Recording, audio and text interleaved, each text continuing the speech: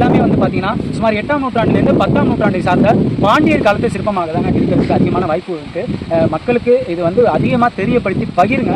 எந்த அளவுக்கு நீங்கள் வந்து மக்களுக்கு தெரியப்படுத்தி பகிரீங்களோ அவ்வளோ விரைவில் இந்த இடம் மீட்கப்படுறதுக்கான ஒரு வாய்ப்பு இருக்குன்னே சொல்லலாம். நல்லதே நடக்கணும். மிக மிக மிக மிக மிக விரைவிலேயே இந்த இடத்துல ஒரு மேற்கூரை அமைச்சு இந்த இடத்த வந்து மீட்கப்பட்டு மக்கள் பயன்பாட்டுக்கு கொண்டு வரதுக்கு நம்மளால முடிஞ்ச அளவுக்கு நம்ம கொண்டு போவோம். என்ன காரணம்னா என்றைக்குமே வந்து இந்த மாதிரி இடங்களை அறிய விட்டுட்டோம்னா ஒருபோதும் ஒருபோதும் ஒருபோதும் மீண்டும் அது கிடைக்கவே கிடைக்காது.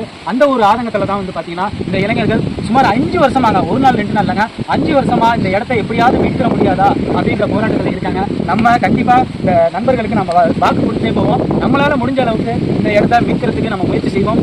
எல்லாருக்கிட்டையும் தெரியப்படுத்துவோம். முக்கியமாக நம்ம வந்து பெருசாக மதிக்கிறது யாருன்னு பார்த்தீங்கன்னா மக்களை தான். ஏன்னா மக்கள் வந்து எந்த அளவுக்கு வந்து விருப்பப்படுறாங்களோ அந்த அளவுக்கு தான் இந்த இடம் வந்து மீட்கப்படும். இந்த இடம் எங்க இருக்குன்னு பார்த்தீங்கன்னா திருச்சிராப்பள்ளி மாவட்டம் குப்பனூர் கிராமத்திலிருந்து சுமார் 1 கிலோமீட்டர் தொலைவில் தான் இந்த இடம் இருக்கு. அவசியம் வந்து பாருங்க.